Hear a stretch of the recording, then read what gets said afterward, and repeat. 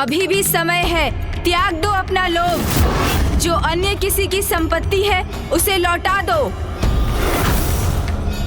अन्यथा जो तुम्हारा है उसे भी खो बैठोगे तुम। मैं लोभासुर हूँ गणेश जी। आपके इस विकराल रूप से भयभीत होकर कदापि नहीं रुकूंगा, नहीं रुकूंगा। आप जिसे विकार कहते हैं वो आधार है मेरे जीवन का। मात्र प्राप्त करने के लिए उत्पन्न हुआ हूं मैं।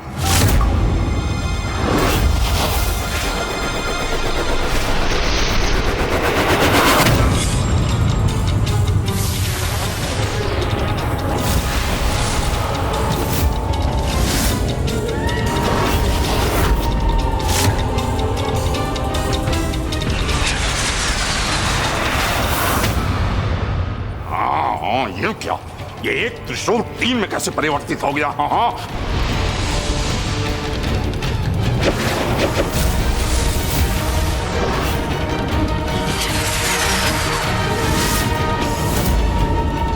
गजानन, आपकी युक्ति समझ गया मैं।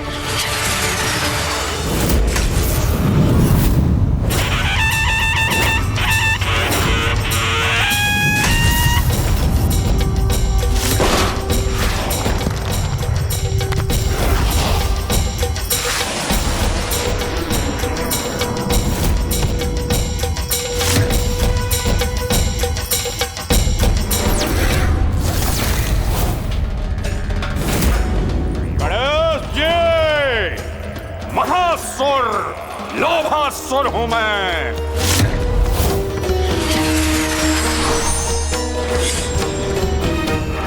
इन्हें कम आंककर बहुत बड़ी भूल की मैंने।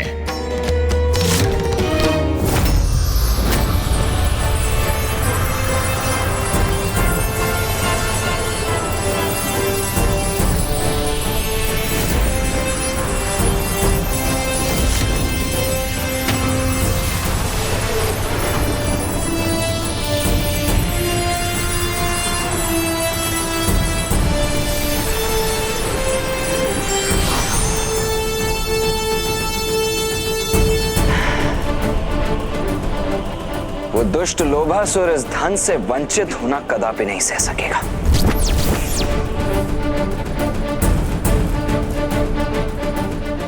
मैं आपको क्षति अवश्य पहुंचाऊंगा लोभासुर,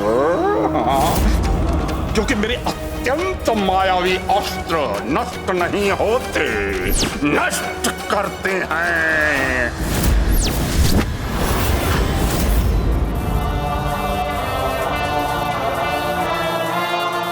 अब आप सभी के अपने उचित स्थान पर लौटने का समय आ गया है।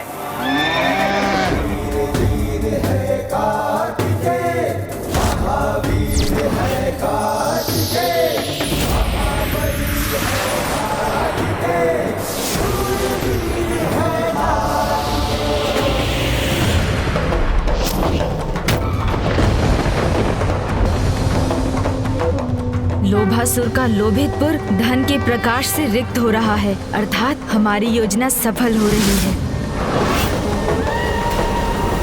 बस कुछ और पल इसे उलझा कर रखना है मुझे, क्योंकि अब शीघ्र ही भैया अपना कार्य संपन्न कर लेंगे।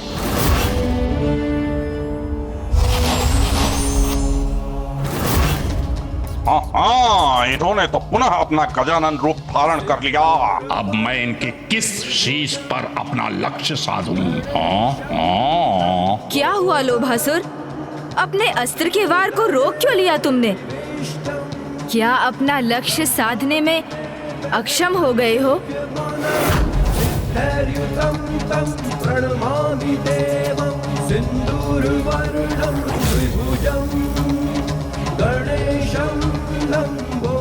गणेश जी, मुझे आपके एक शीश पर वार करने की आवश्यकता नहीं है, क्योंकि मेरा ये प्रहार आपके सभी शीशों को क्षति पहुंचाएगा।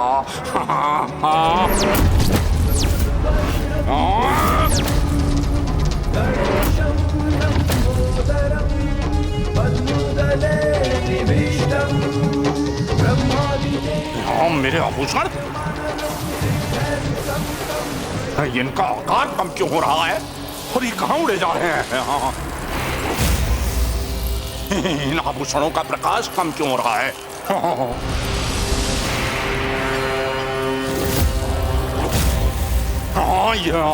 ये क्या किया गणेश जी आपने? ये कैसा छल किया मेरे साथ? नहीं नहीं नहीं नहीं नहीं नहीं नहीं नहीं, ये उचित नहीं है, ये नहीं हो सकता। मैं इसे नहीं जाने दूंगा, मैं इसे नहीं जाने दूंगा। मैं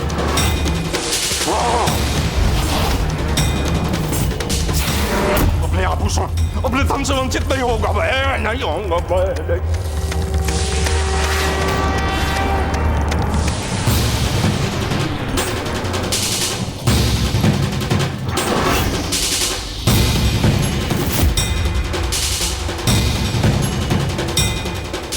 मेरा धन, मेरे स्वर्ण, कहाँ जा रहे हो मुझे छोड़ कर?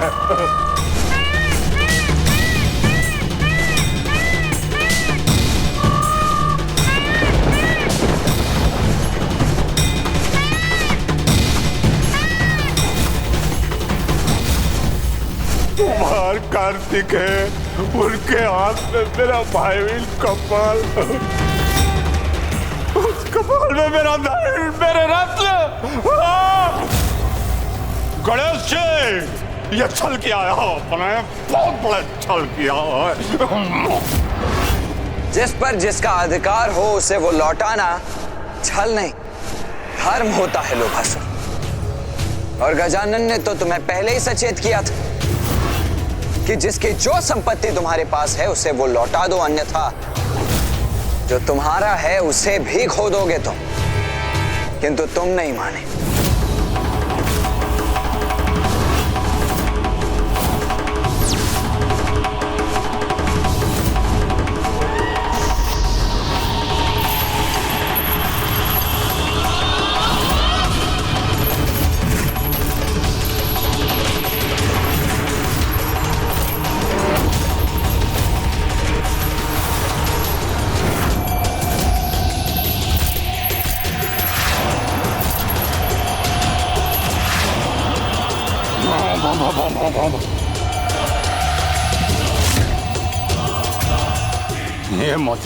ये मुद्रा अंतिम शेष है। अब इसे मैं प्राप्त करके रहूंगा। हाँ हाँ,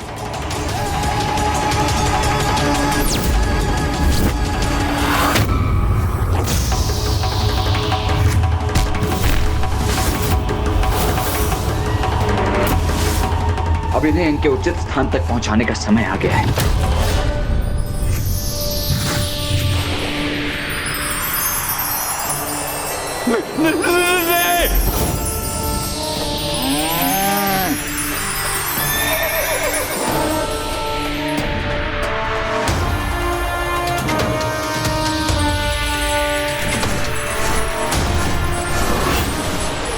मेरे स्वर्ण मुझसे मत छीनिए।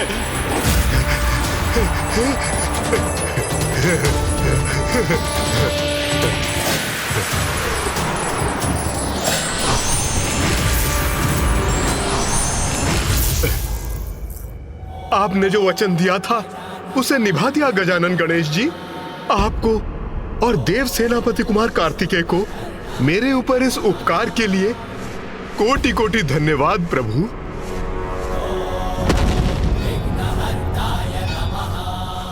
मेरा सर्वस्व छीन कर इस अजय लोभासुर को पराजित कर दिया गणेश जी आपने। अब दाना और स्वर्ण से वंचित होकर कैसे जीवित रहूंगा मैं? युद्ध किए बिना ही मुझे अजय लोभासुर को पराजित कर दिया आपने, पराजित कर दिया आपने। लोभासुर, तुम्हारी इस दुर्दशा का कारण मैं अथवा कोई अन्य नहीं, तुम्हारा लोभ है। अब भी समय है, त्याग दो अपने इस लोभ को, अन्यथा तुम्हारा अस्तित्व ही शेष नहीं रहेगा। मैं तुम्हारा शत्रु नहीं लोभासुर, ये विकार तुम्हारा शत्रु है जो अभी भी तुम्हें अपने प्रभाव से मुक्त नहीं कर रहा है। त्याग दो अपने भीतर के इस विकार को तभी अपने मन को शांत कर शांति से जीवन जी सकोगे तुम। जब अपना समस्त धन गवा चुका हूँ मैं, तो इन प्राणों का भी मोल नहीं है।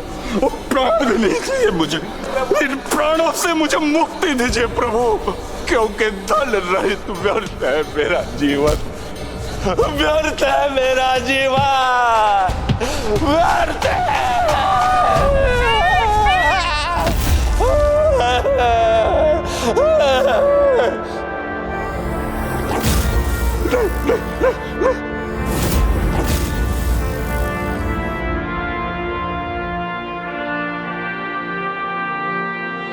देव सेनापति, आपने सब कुछ तो छीन लिया मेरा, अब क्या चाहते हैं मुझसे?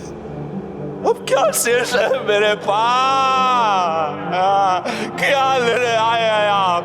मैं यहाँ तुमसे कुछ लेने नहीं, अभी तो तुम्हें कुछ देने आया हूँ लोभासुर।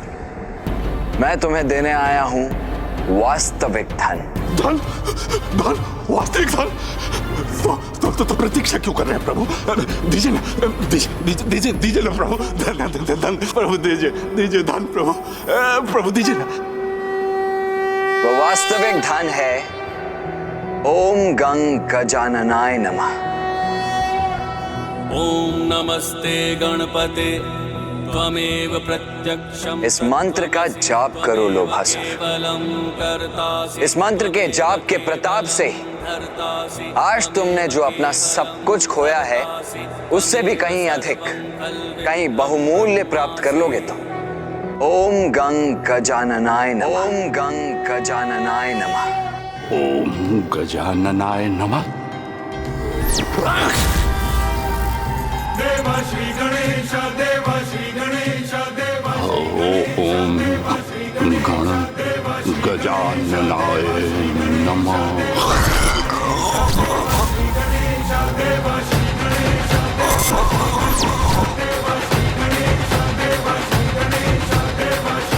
ओम गण गजाननाय नमः।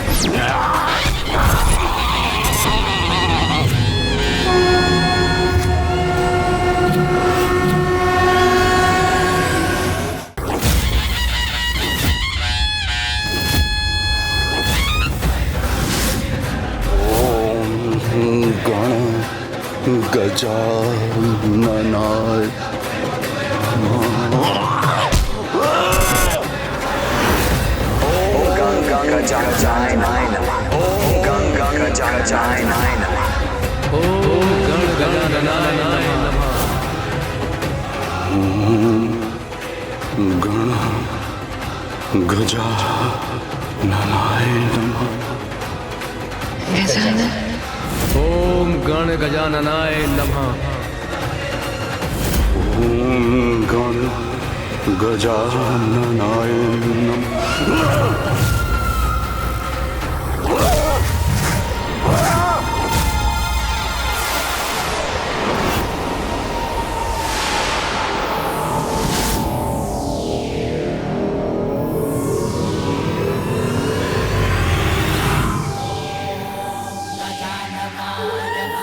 अब नहीं।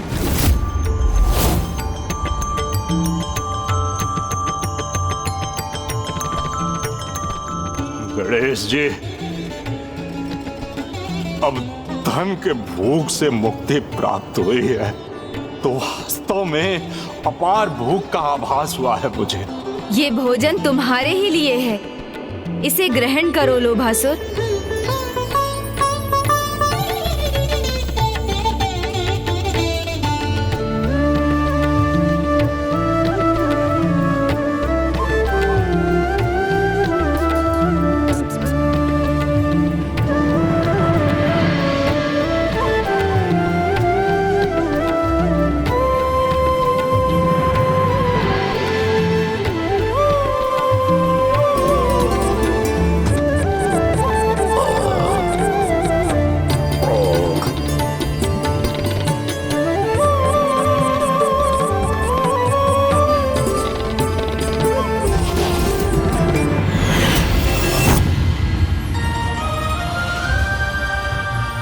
वास्तविक संतुष्टि क्या होती है?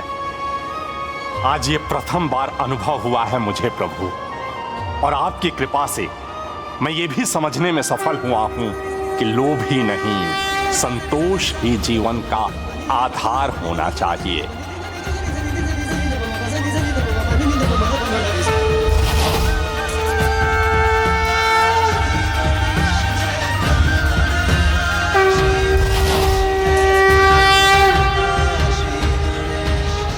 हे गजानन,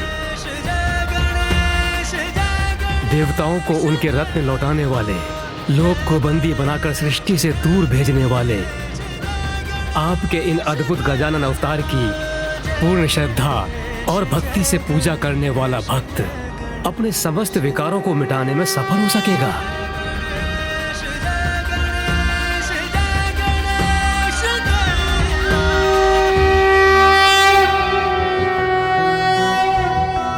गजाननाय पूर्णाय सांख्य रूपमयायते विदेहेन च सर्वत्र संस्थिताय नमो नमः भक्तिभावेन तोषितः।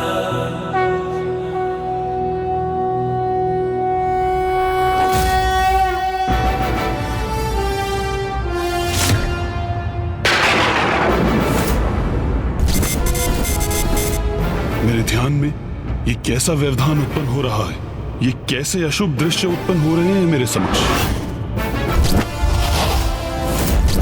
इंद्रदेव इतने कुटिल भाव के साथ गौतम ऋषि का रूप धारण कर उनकी कुटिया में प्रवेश कर रहे हैं।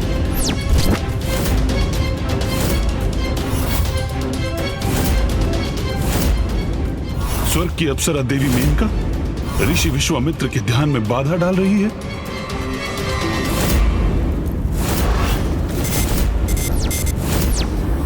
रावण एक अनुचित आशय से देवी वेदवती के निकट जा रहा है। क्या कारण है इसका?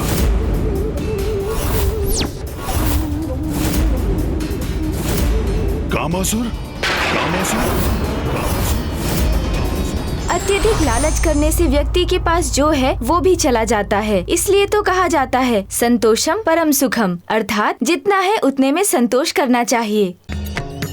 अनुज गणेश, लोभासुर तो प्रभावहीन हो गया, किंतु ममतासुर और कामासुर वो तो अभी शेष है, और उनसे उत्पन्न होने वाला भावी संकट भी। हाँ भैया, उन दोनों के भंडासुर में समाहित होकर उस महासुर की शक्ति में अपार वृद्धि करने के पूर्व हमारा उन दोनों को रोकना भी अनिवार्य है, और ये कार्य हमें शीघ्र करना होगा भैया।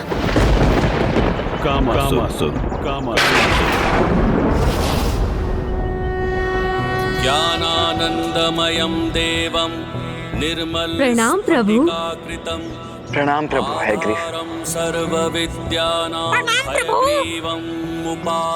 कल्याण। गणेश जी, कामासुर सृष्टि से धर्म और सदाचार मिटाने पर आतुर है। जिस समय आप लोभासुर को विकार से मुक्त करने में व्यस्त थे, उसी अंतराल में अवसर का लाभ उठाकर कामासुर ने काम भावना के विकार का विस्तार आरंभ कर दिया था, और अब उसने समस्त जगत को उस विकार से ग्रस्त कर दिया है। सर्वत्र अपना प्रभाव स्थापित कर रहा है वो।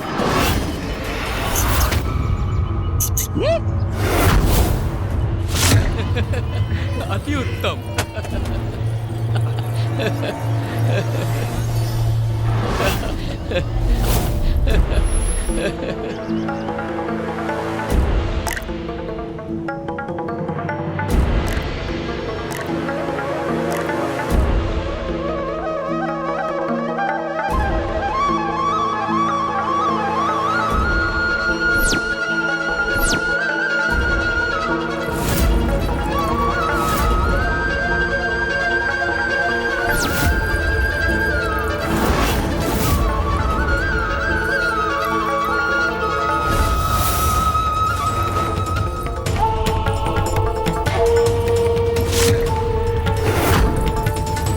साधारण मनुष्य ही नहीं, वो तो देवताओं को भी अपने विकार के वश में कर रहा है, और उसके प्रभाव में आकर स्वयं देवराज इंद्र भी मर्यादा को भंग कर एक घोर अधर्म कर बैठे हैं।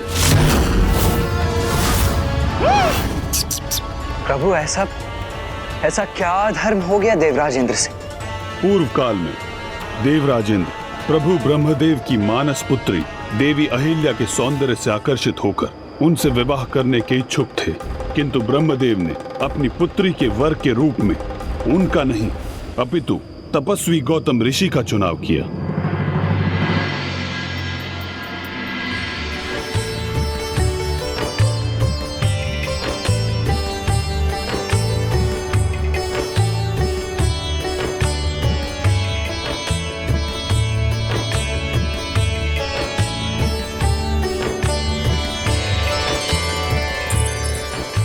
जब देवराज इंद्र कहीं प्रस्थान करते समय गौतम ऋषि के आश्रम के निकट पहुंचे, तब कामासुर को उनके मन में देवी अहिल्या के प्रति आकर्षण का आभास हुआ, जिसका लाभ उठाकर उस असुर ने देवराज को भी अपने विकार से प्रभावित कर दिया। देवी अहिल्या?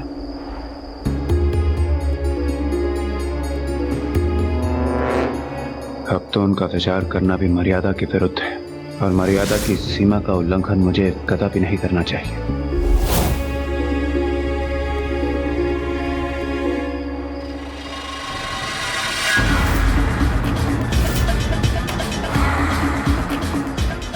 देवराज इंद्र,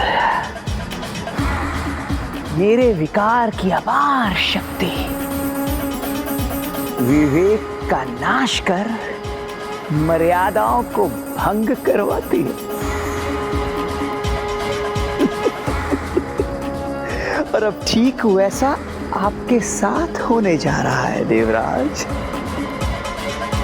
पूर्व के आकर्षण की मात्र एक स्मृति ही पलक झपकते ही अनियंत्रित काम भावना में परिवर्तित होने वाली है।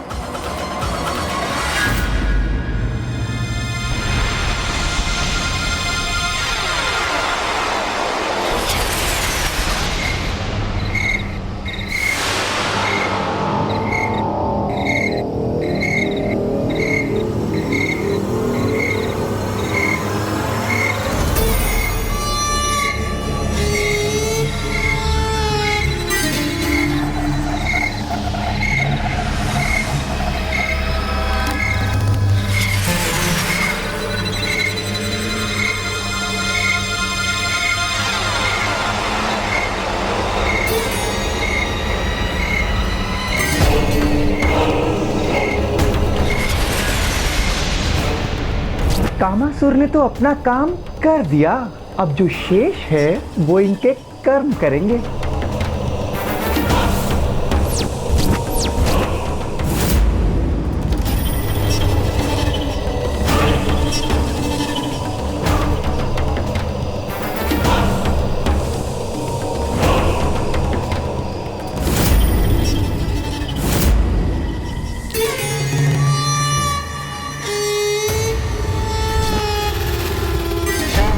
और फिर गौतम ऋषि के आश्रम के निकट पहुंचकर देवराज इंद्र ब्रह्म मुहूर्त तक गौतम ऋषि के वहां से प्रस्थान करने की प्रतीक्षा करते रहे।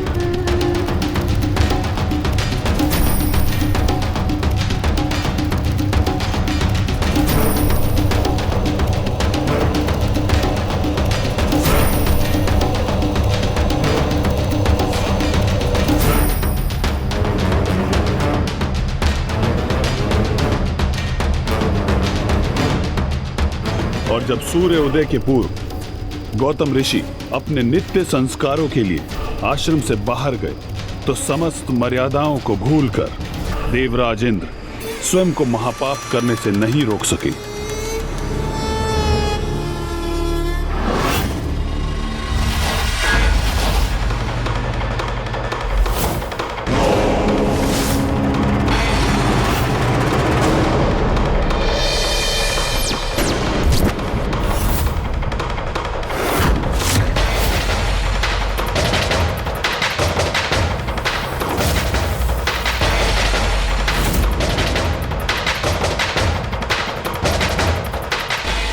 जब तक ऋषि गौतम अपनी कुटिया में लौटे, तब तक बहुत विलंब हो चुका था। देवराज इंद्र के इस छल के कारण देवी अहिल्या का पतिव्रत धर्म भंग हो चुका था।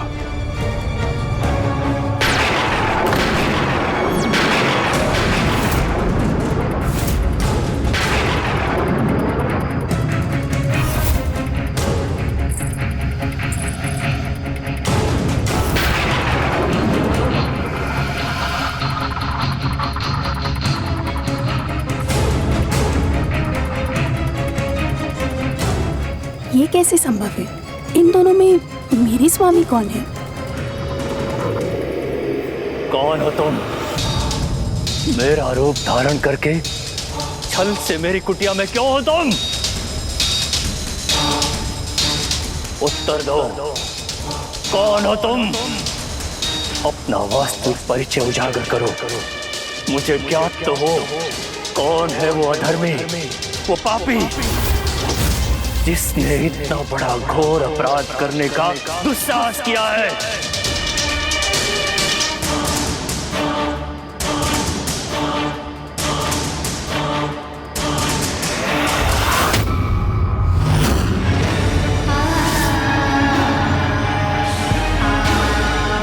देवराज,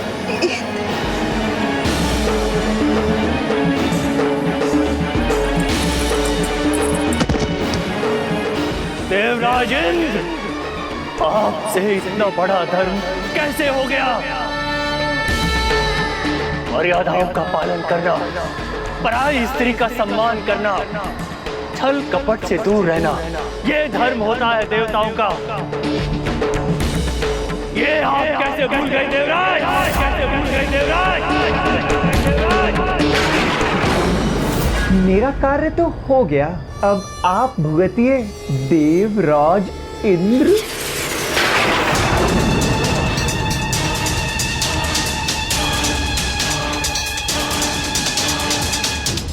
ये उचित नहीं हुआ, कदापि उचित नहीं हुआ।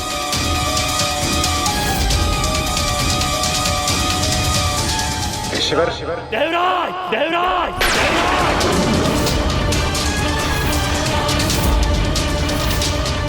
आप जिस अनुचित काम भावना के कारण स्वयं को वश में करने में असमर्थ हुए हैं, देव तुल्य आचरण से भटक गए हैं, मैं आपको उससे ही वंचित कर दूंगा।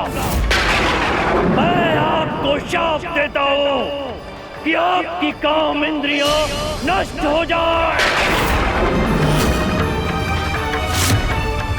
और आपके शरीर में सहस्त्रों छिद्र उत्पन्न हो जाए। देवराज,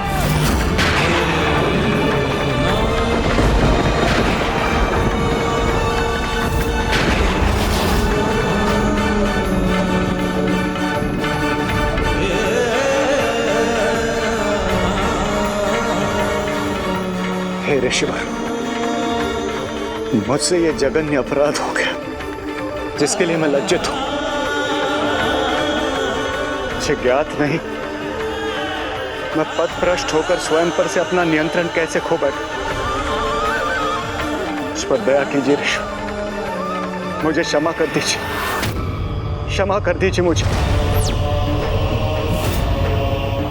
बड़े से बड़ा अपराधी भी यदि सत्य निष्ठा से क्षमा याचना करे तो उसे क्षमा करना धर्म होता है। परंतु देवराज, आप आवेश में आकर अपना धर्म भूल गए, किंतु मैं अपना धर्म कदापि नहीं भूल सकता, कदापि नहीं। मैं आपको अपने शाप से मुक्त तो नहीं कर सकता, परंतु आपकी क्षमा याचना के कारण अपने शाप का प्रभाव कम अवश्य कर सकता हूं। देवराज, आपके शरीर में उत्पन्न छिद्र नेत्रों में परिवर्तित हो जाएंगे,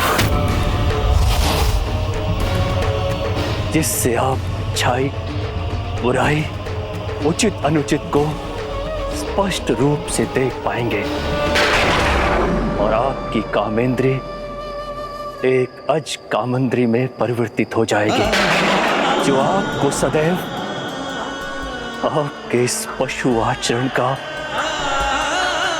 स्मरण दिलाती रहेगी। देवराज,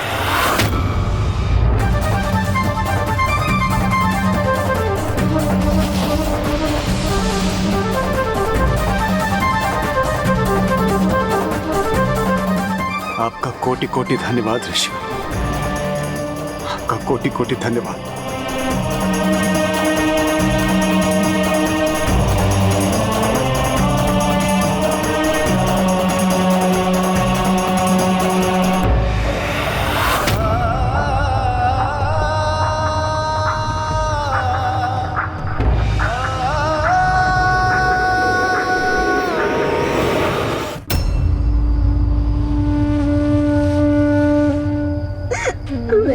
दीजिए स्वामी, हमें क्षमा कर दीजिए।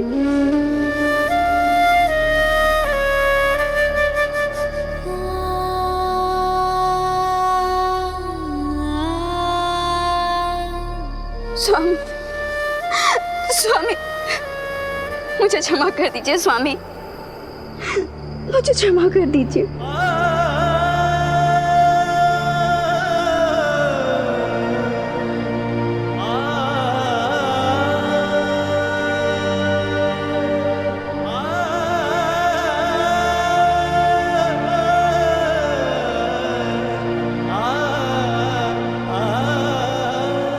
स्वामी, स्वामी, स्वामी, स्वामी रुकिए। स्वामी, स्वामी आप कहाँ जा रहे हो? स्वामी मत जाइए स्वामी, इस प्रकार मुझे छोड़ के मत जाइए स्वामी। कहाँ जा रहे हो स्वामी? मुझे क्षमा कर दीजिए स्वामी।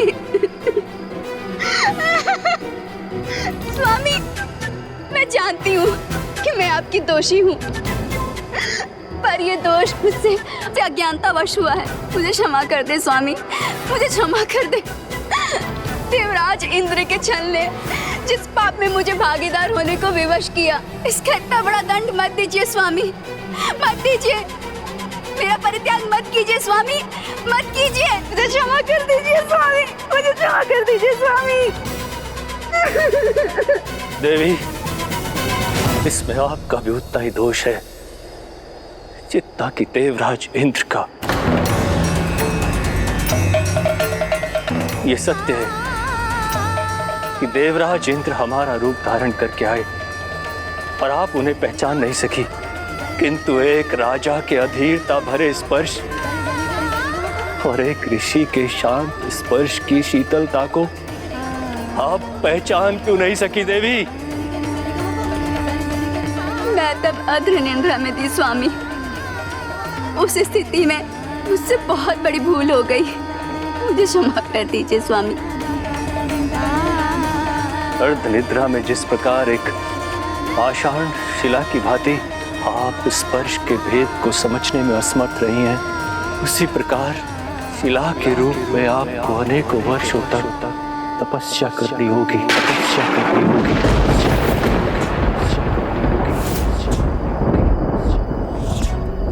जब तक आप प्रभु नारायण के अवतार श्री राम के स्पर्श से पुनः पावन नहीं हो जाती।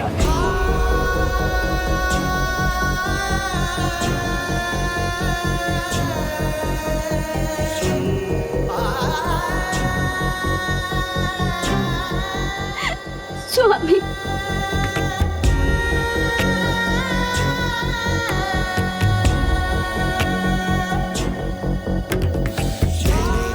स्वामी, नहीं स्वामी।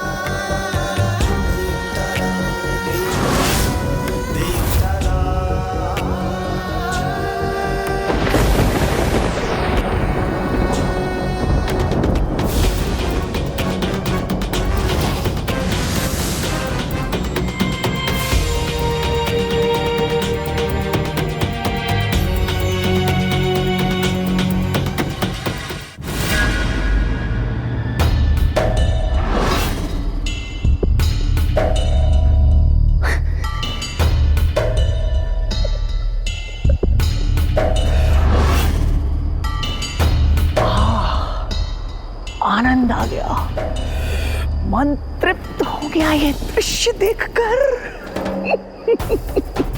कार्य मेरा और दंड भुगतना पड़ा देवी अहिल्या को।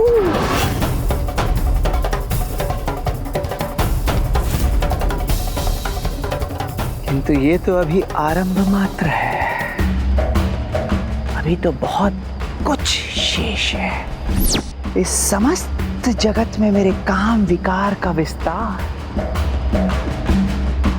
इस जगत के सभी जीवों से ठीक ऐसा ही अनुचित आचरण करवाएगा, और तब हमारे महानायक भंडासुर अपनी तपस्या पूर्ण कर जागृत होंगे, और वे मेरी क्षमता के प्रमाण से इतने प्रभावित होंगे कि वे मुझे ही अपना सेनापति नियुक्त कर लेंगे।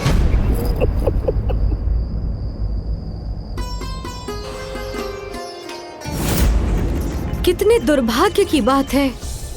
कामासुर के दुष्प्रभाव का दंड ऋषि माता देवी अहिल्या को भी भोगना होगा।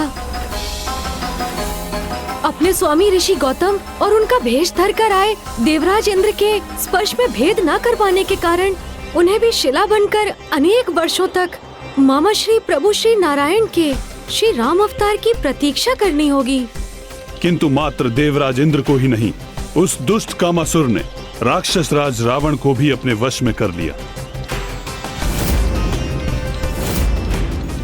एक और वहां देवराज इंद्र के कारण देवी अहिल्या का पतिव्रत धर्म भंग हुआ, तो दूसरी ओर वहां राक्षस राज रावण के कारण देवी वेदवती का तप।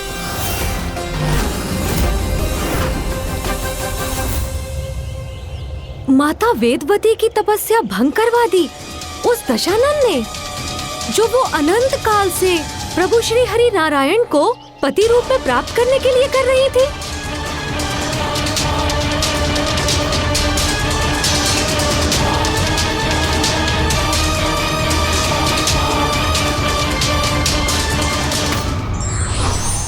चरित्र और बल में अधिक महत्वता चरित्र की है, क्योंकि एक बलहीन व्यक्ति में यदि चरित्र ही हो तो भी उसके पास जन समुदाय का बल होता है।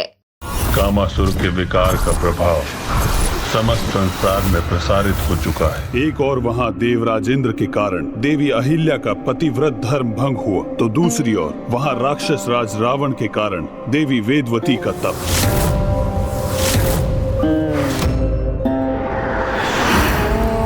श्री नारायण हरि ओम श्री नारायण हरि ओम श्री नारायण हरि ओम श्री नारायण हरि ओम श्री नारायण हरि ओम श्री नारायण हरि ओम श्री नारायण हरि श्री नारायण हरि ओम श्री नारायण हरि। कौन है ये स्त्री जो मेरे समक्ष होते हुए भी नारायण के नाम का स्मरण कर रही है? ओम श्री नारायण हरि ओम श्री नारायण हरि। अद्भुत सौंदर्य के धनी है ये सुंदरी। ओम श्री नारायण हरि।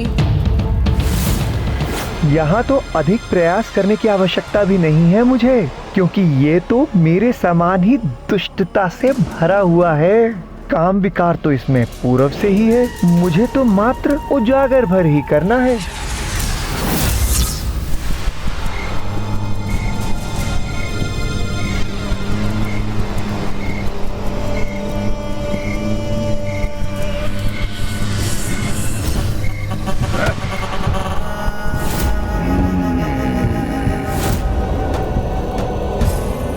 इस मनमोहक सौंदर्य का अधिकारी तो एकमात्र मैं ही बन सकता हूं।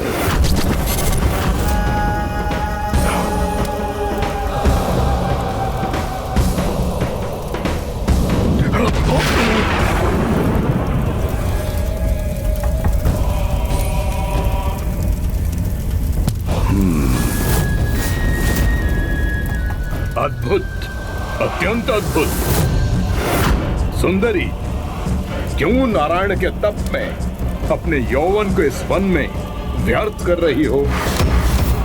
शांत करो अपनी इस तप की अग्नि को और निकट आकर मुझे त्रिलोक विजेता महाबलशाली लंकाधिपति राक्षस राज रावण को अपना स्पर्श करने दो।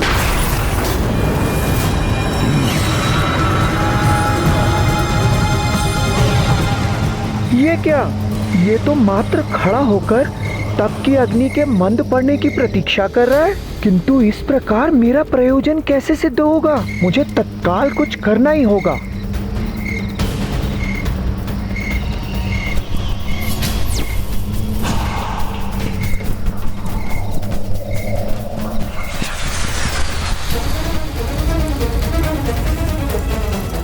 तुम्हारी तप की अग्नि मेरी कामना की उस अग्नि से अधिक बलशाली नहीं, जो तुम्हें देखकर मेरे हृदय में उत्पन्न हुई है।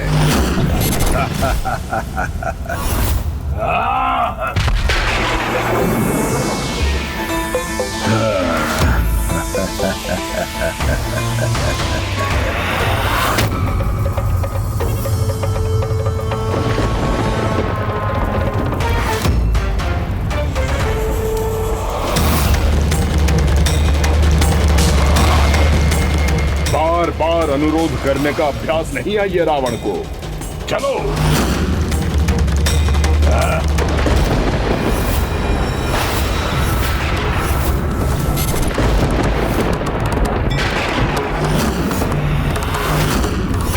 अब तुम्हारा ये व्यर्थ का तप भंग हुआ। मेरे स्पर्श से आनंदित हो जाओ।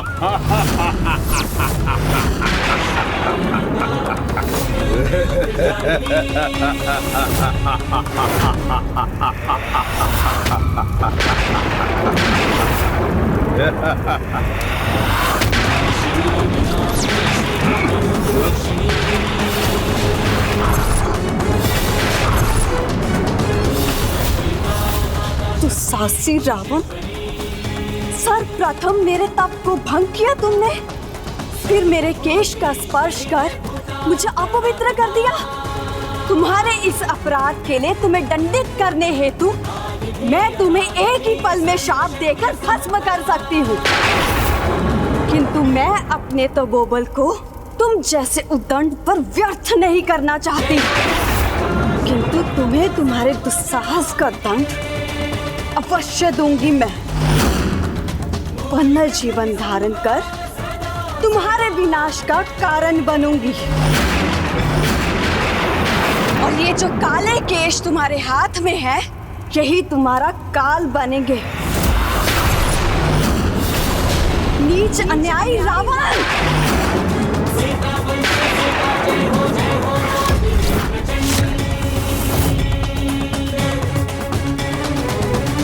ओम श्री नारायण हरि। ओम श्री नारायण हरि। ओम श्री नारायण हरि। ओम श्री नारायण हरि।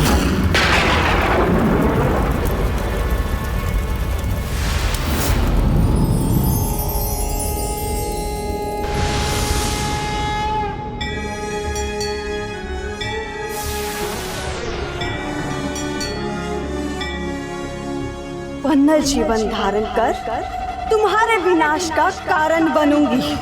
और ये जो काले केश तुम्हारे हाथ में है, यही तुम्हारा काल बनेंगे। नीच अन्यायी रावण! नीच अन्यायी रावण! इस प्रकार देवी वेदवती अपने देह और प्राण दोनों खोने पर विवश हो गई, किंतु रावण को इसका दंड भविष्य में तब प्राप्त होगा जब देवी वेदवती देवी सीता के रूप में पुनः प्रकट होंगी। अर्थात प्रभु, राक्षस राज रावण के भीतर समाहित उन विकारों में अभी भी सुधार नहीं हुआ। उनके कारण माता वेदवती को अपना अस्तित्व ही मिटाना पड़ा। हाँ गणेश जी, किंतु इस घटना में रावण के साथ साथ कामासुर का भी उतना ही दोष है, जिसने स्वयं को देवताओं और दानवों तक ही सीमित नहीं रखा। उसने तो महातपस्वी ऋषि मुनियों को भी प्रभावित करना आरंभ कर दिया है, जिसके कारण माता वेदवती का ही नहीं, राज ऋषि विश्वामित्र जी का भी तप खंडित हुआ। वो तप जो ऋषिवर ब्रह्म ऋषि की उपाधि प्राप्त करने के लिए कर रहे थे।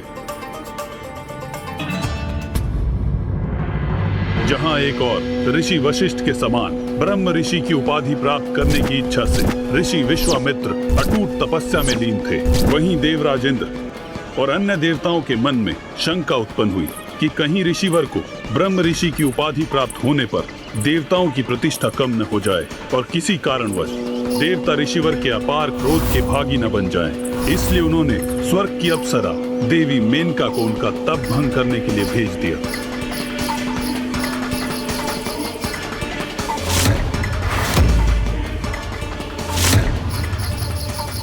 आप ऋषि विश्वामित्र हैं, तो मैं भी मेनका हूँ।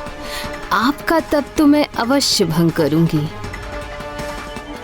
और देवी मेनका के इस प्रयास ने कामासुर को एक और अवसर प्रदान किया।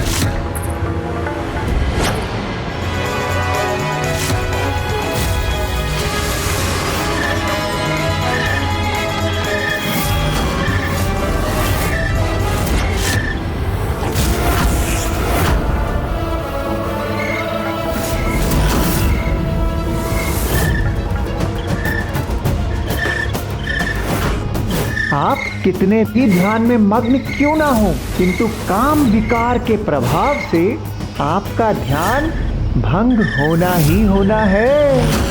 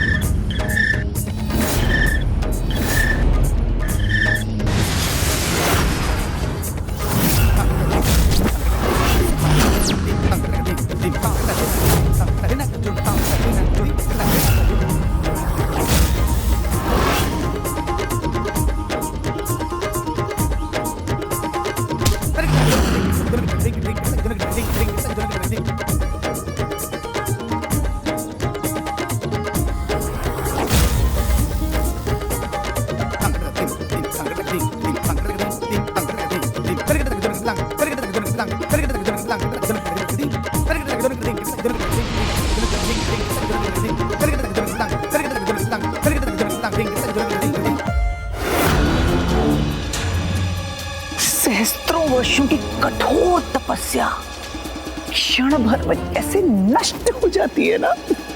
जब काम विकार से कोई ग्रस्त होता है, कामासुर के प्रभाव से कोई भी सुरक्षित नहीं है, फिर चाहे वे महान तपस्वी ऋषि विश्वामित्र ही क्यों ना हो।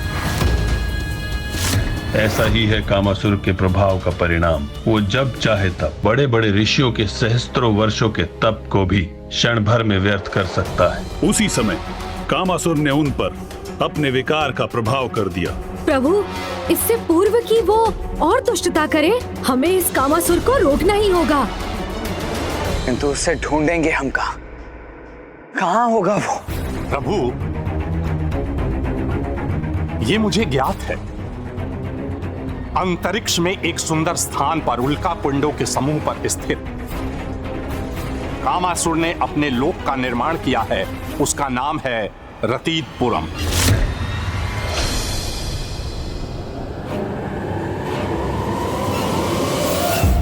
अपने किसी भी बड़ी सफलता का आनंद वहीं जाकर मनाता है कामासुर, इसलिए वो अवश्य रतीतपुरम में ही होगा। प्रभु, बताने के लिए धन्यवाद लोभासुर जी। प्रभु हेग्रीव स्वयं यहाँ प्रकट होकर हमें सचेत करने के लिए आपको कोटि कोटि धन्यवाद। किंतु अब आप निश्चिंत रहे प्रभु, वो कामासुर अब ना तो किसी देव, ना दानव और ना ही किसी ऋषि को अपने विकार से प्रभावित करने में सफल हो सकेगा। हे गुरुमूर्ति प्रभु, हमें आज्ञा दीजिए कि हम कामासुर को विफल करने का उपाय कर सकें। हमें आज्ञा दीजिए प्रभु। प्रणाम।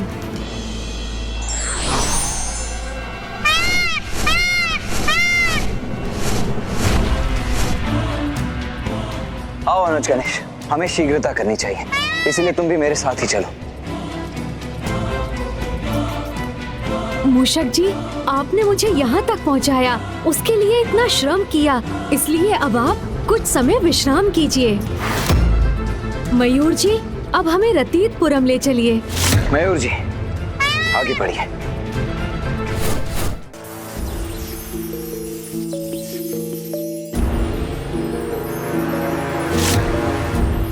अब समय आ गया है अपने रतीतपुरम में आनंदोत्सव मनाने का।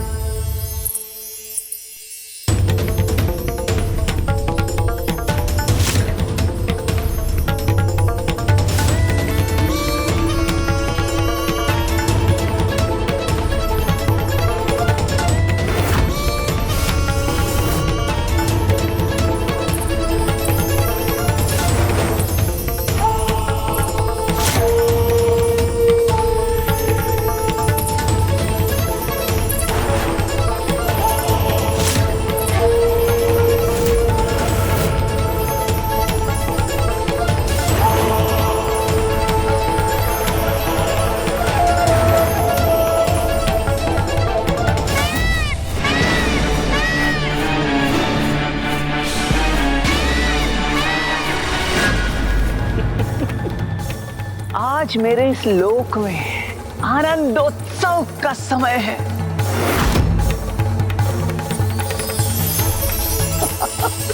आज मेरे कार्य का प्रथम चरण जो पूर्ण हुआ, इस समस्त संसार के प्रत्येक छोर में काम भावना रूपी विकार का बीज बोने में सफलता जो प्राप्त हुई है मुझे, अब तो बस पूर्ण रूप से उसका विस्तार करना बाकी है, और वो भी शीघ्र अतिशीघ्र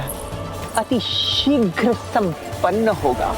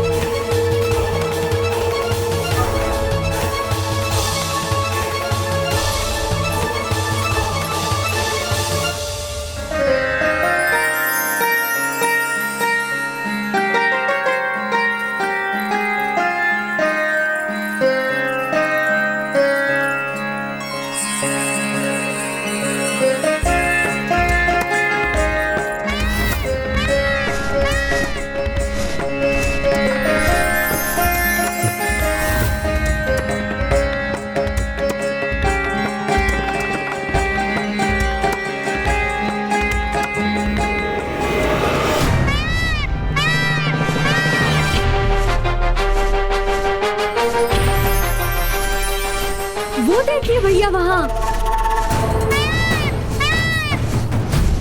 हाँ अनुज, कदाचित हम रथितपुरम के निकट पहुंच गए। हाँ भैया।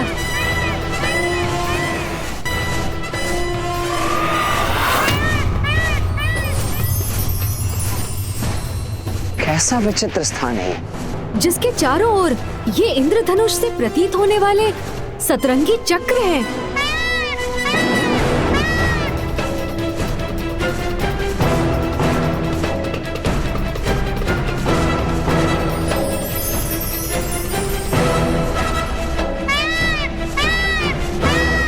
हमें शीघ्र ही वहां प्रवेश कर कामासुर को ढूंढना चाहिए अनुज।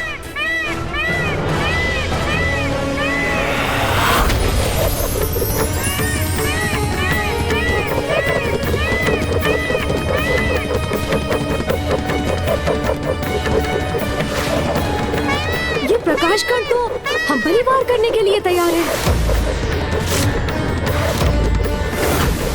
रुक जाइए भैया।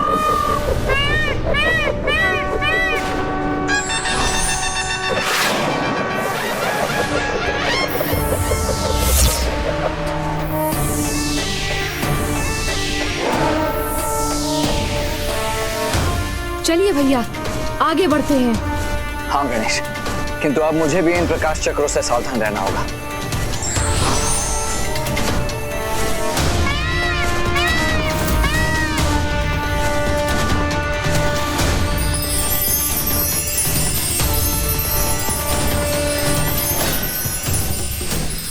ये नील चक्र के अंश हमें आहत करने के स्थान पर हमारे चारों ओर एक घेरा क्यों बना रहे हैं?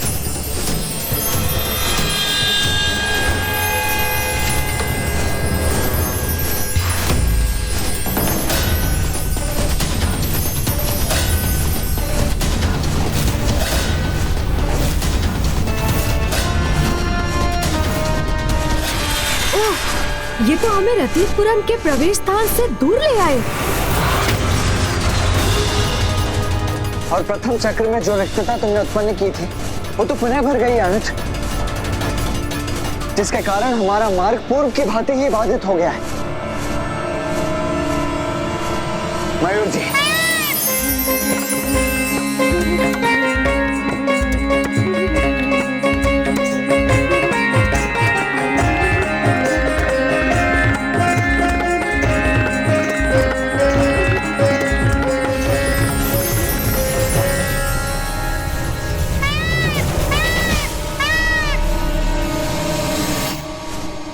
अर्थात ये चक्र मात्र कामासुर के रथितपुरम की सज्जा के लिए नहीं, अभी तो यहाँ की सुरक्षा के लिए है भैया।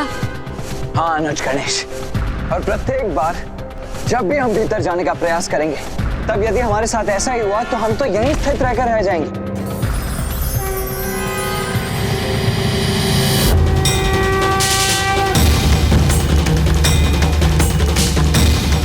आप उचित कहते हैं भैया, ये हमें आगे नहीं जाने देंगे। यहाँ प्रवेश करने के लिए इनका कुछ तो उपाय करना ही होगा।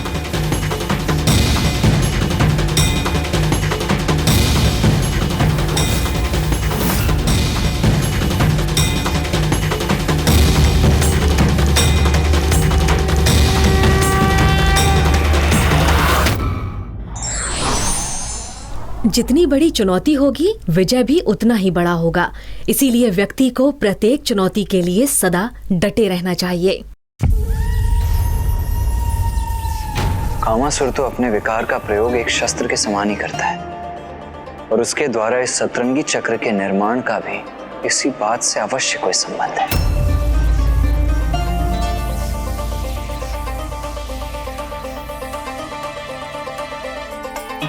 समझ गया, मैं इसका रहस्य समझ गया। मनुष्य का कोई भी विकार उसके भीतर उसकी पंच इंद्रियों से प्रवेश कर उसके मन और बुद्धि को प्रभावित करता है। 5 और 2 हुए 7। इसीलिए उसने अपने लोक की रक्षा हेतु इस सतरंगी चक्र का निर्माण किया है। अर्थात भैया, ये सतरंगी चक्र हमारी 5 इंद्रियां नेत्र, कर्ण, जीभा, नासिका और त्वचा, ये मन एवं बुद्धि से संबंधित है। हाँ अनुज गणेश, जिस प्रकार 5 इंद्रियों के साथ साथ मन और बुद्धि को सुदृढ़ किए बिना हम विकारों से संघर्ष नहीं कर सकते, उसी प्रकार इस इंद्रधनुषी चक्र की 7 सतहों को पार किए बिना हम उस कामासुर तक कभी नहीं पहुंच सकते।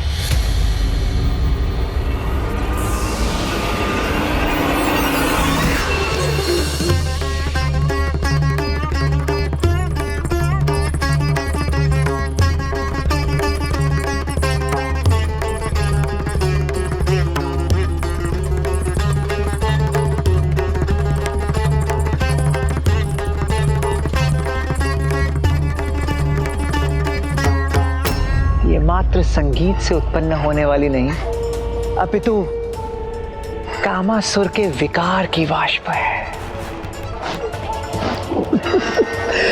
जो धीरे धीरे समस्त ब्रह्मांड में फैल जाएगी और सारे जीव जंतु, चाहे वो पशु हो या मनुष्य, सब के सब काम भावना से ग्रसित होकर मेरे वश में हो जाएंगे। मैं कोई ना कोई उपाय तो अवश्य ढूंढूंगा भैया। उस दुष्ट कामासुर के इन सतरंगी चक्रों की सभी सतह को अवश्य पार करूंगा मैं, और उसे उसके काम विकार के विस्तार करने से रोकने पर विवश कर दूंगा।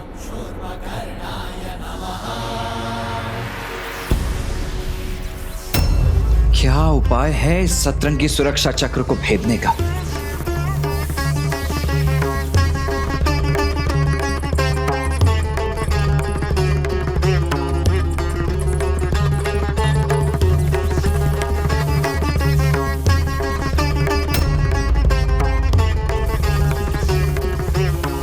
इस विचित्र संगीत के साथ इस रहस्यमयी वाष्प के विस्तार का क्या अर्थ हो सकता है भला?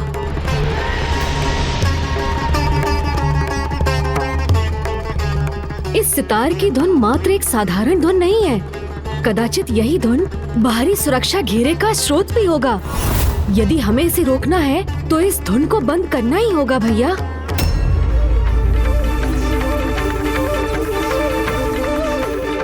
किंतु इस 7 सतह वाले सुरक्षा चक्र को नष्ट कैसे करें हम?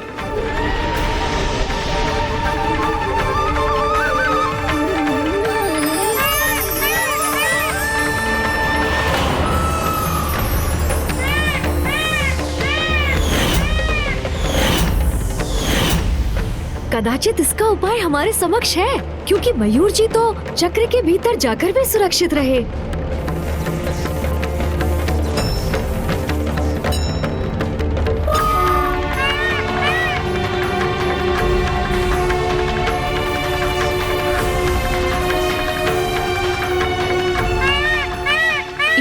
कारण इस सुरक्षा चक्र की सातों सतहों के रंगों और मयूर जी के शरीर के रंगों में इतनी समानता है, क्योंकि मयूर जी इन विकारों को अपने भीतर प्रवेश ही नहीं करने देते, उन्हें ये बाहर ही रखते हैं।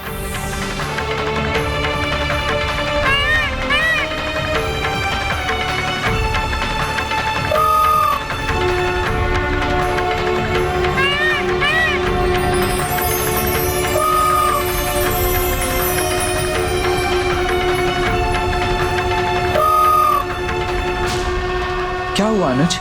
इस प्रकार एकटक क्या देख रहे हो तुम? समस्या का समाधान भैया। कैसा समाधान? ध्यान से देखिए भैया, पांचों इंद्रियों के साथ मन और बुद्धि, इन सातों पर नियंत्रण के एकमात्र प्रतीक है मयूर।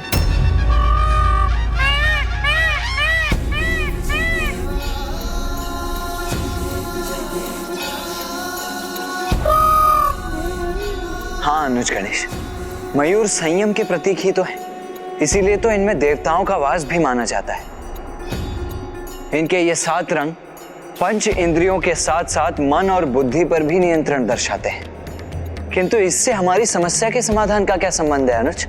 भैया, मयूर जी संपन्न है, वही 7 रंग इस सुरक्षा चक्र में भी हैं।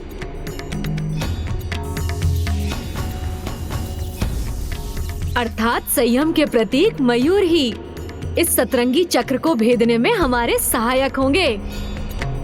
इसलिए मुझे भी अपने एक मयूर को उत्पन्न करना होगा। किंतु क्यों गणेश? जब मेरे मयूर यहाँ उपस्थित हैं, तो तुम्हें अन्य मयूर की क्या आवश्यकता है? भैया, आपका मयूर आपकी संयमता का प्रतीक है, जो आपने उन्हें अपनी इंद्रियों में साध लिया है। ठीक उसी प्रकार मुझे भी एक ऐसा ही मयूर उत्पन्न करना होगा, जो प्रतीक होगा मेरी इंद्रियों में साधी गई मेरी संयमता का। तभी हम कामनाओं के इन 7 सतहों को भेद कर इन्हें पार कर सकेंगे भैया।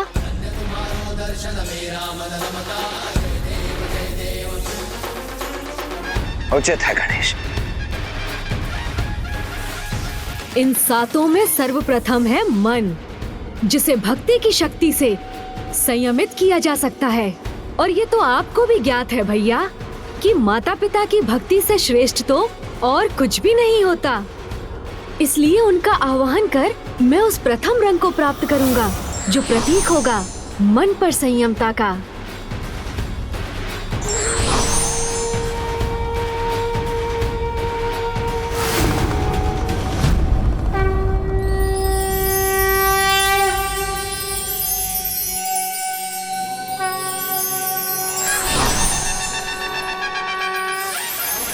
और दूसरी है बुद्धि, और बुद्धि को ज्ञान की शक्ति से ही संयमित किया जा सकता है। इसलिए भैया, अब मैं माता सरस्वती और ब्रह्मदेव का आवाहन करूंगा, जो मुझे द्वितीय रंग प्रदान करेंगे। हमारा आशीष सदा तुम्हारे साथ है पुत्र गजानन।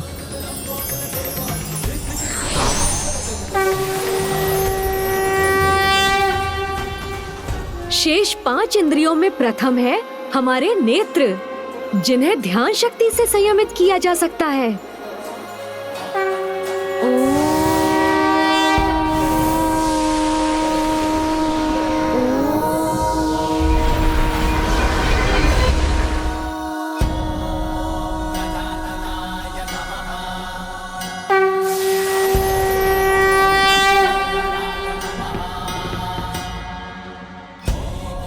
फिर कर्ण, जिन्हें अंतर्ध्वनि की शक्ति से, जीवा जाप शक्ति से, नासिका आत्म शक्ति से और त्वचा को तपो शक्ति से संयम में रखना संभव होता है।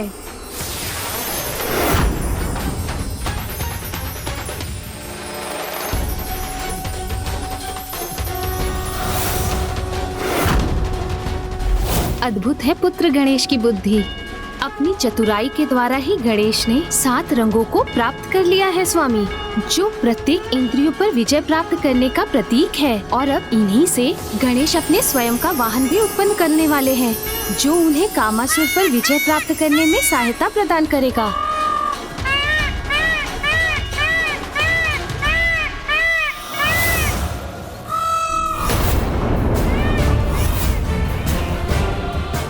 ये किसका विचित्र और अप्रिय स्वर है? कहीं कोई यहाँ आकर मेरे कार्य में हस्तक्षेप करने का प्रयास तो नहीं कर रहा है?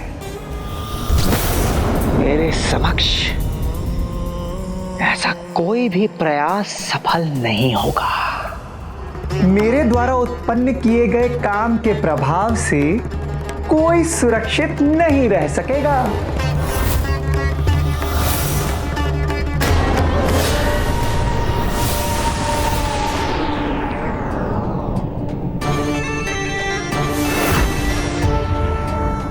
अब हमें भीतर प्रवेश करना चाहिए भैया, चलिए।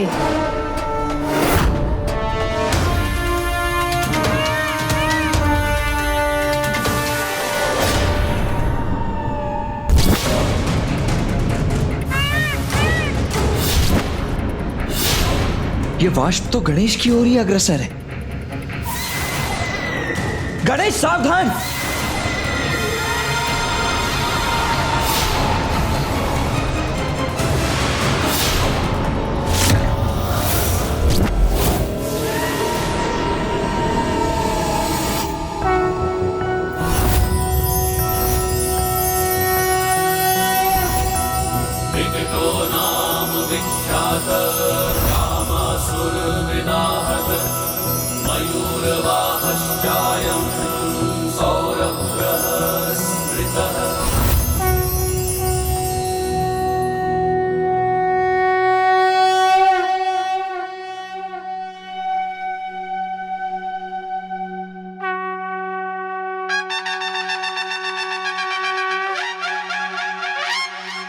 इतनी विकट समस्या का भी इतना उचित समाधान प्रस्तुत किया है विकट अवतार गणेश ने। कदाचित उसे ज्ञात होना चाहिए कि विकट गणेश के पावन अवतार पर कामासुर के सभी विकार प्रभावहीन ही सिद्ध हुए।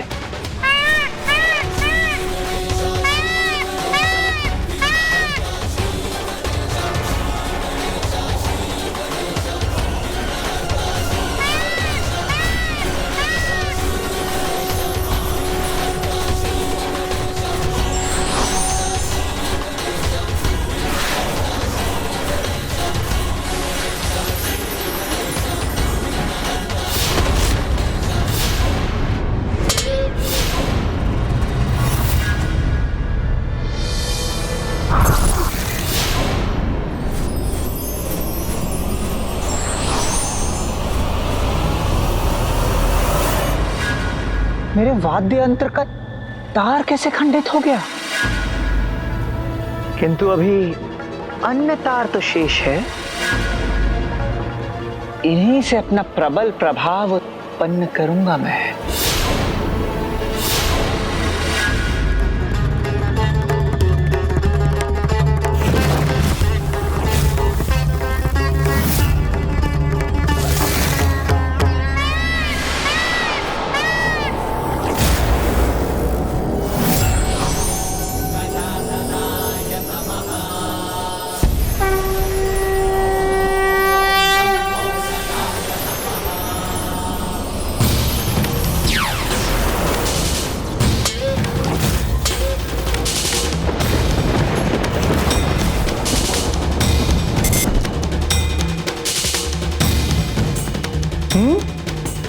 ये कैसे संभव है?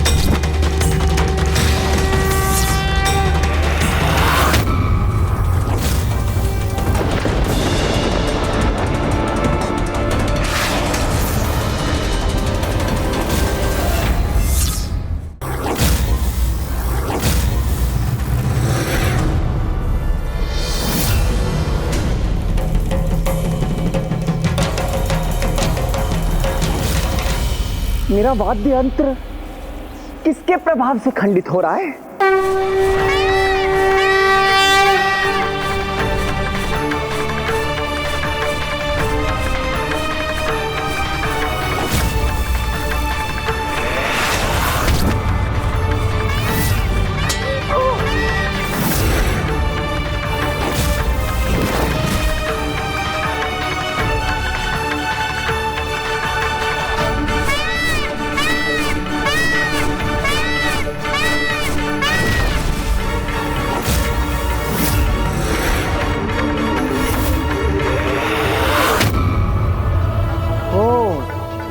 तो यहां तक पहुंचने में सफल हो गए।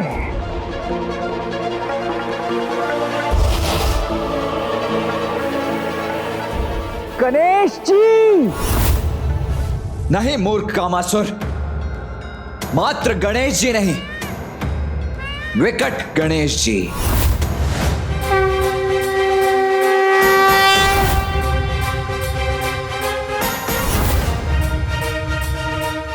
पुत्र गणेश का ये विकट रूप अत्यंत अद्भुत है।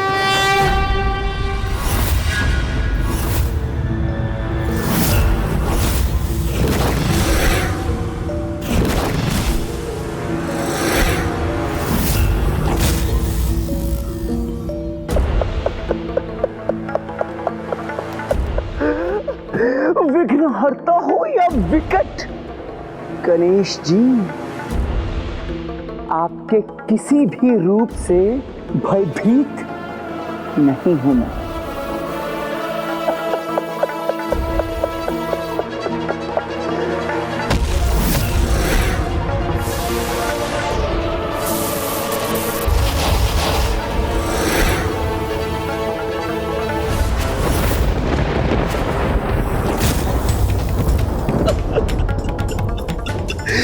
गणेश जी,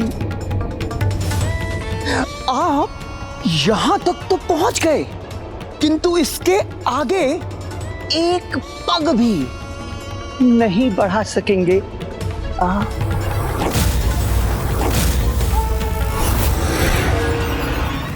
ये मार्ग तो विकट गणेश के लिए भी अत्यधिक विकट है।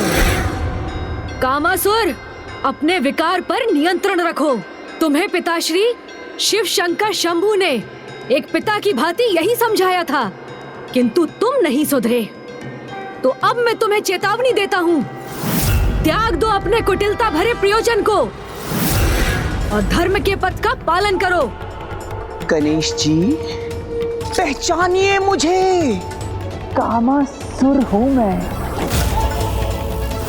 और मेरे अस्तित्व का मात्र एक ही प्रयोजन है इस समस्त सृष्टि में, काम के विकार का विस्तार। और शीघ्र अतिशीघ्र अपने इस विकार के विस्तार में पूर्ण सफलता प्राप्त होने वाली है मुझे। देखिए गणेश जी, देखिए किस प्रकार इस कामासुर की वाष्प इस समस्त पृथ्वी पर छाकर उसे प्रभावित करने वाली है।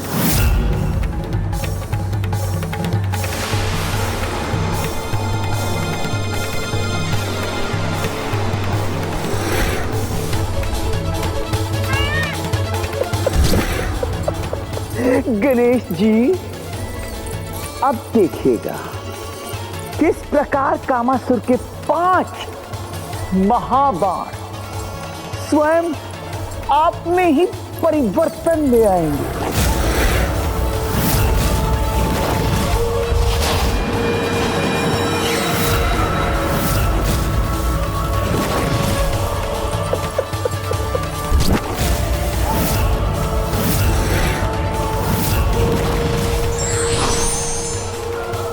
समस्त ब्रह्मांड में कोई भी आपकी रक्षा नहीं कर सकेगा गणेश जी। ये है मेरे नकारात्मक कामनाओं के 5 महाबाण।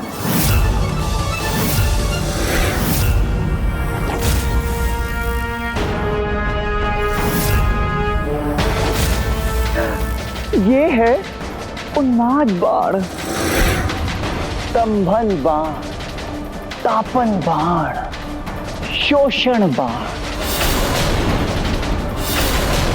सम्मोहन बाण।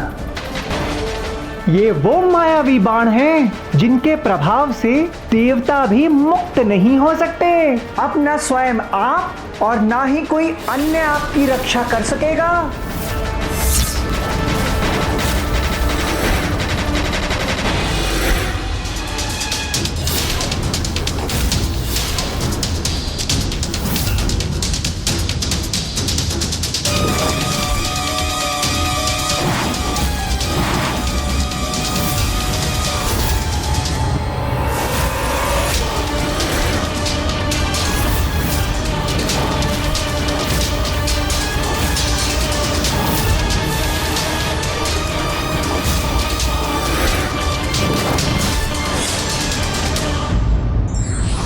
जीत और हार मनुष्य स्वयं नहीं अपितु उसका मन और मस्तिष्क निश्चित करता है। इसीलिए व्यक्ति को कभी भी आत्मबल नहीं खोना चाहिए।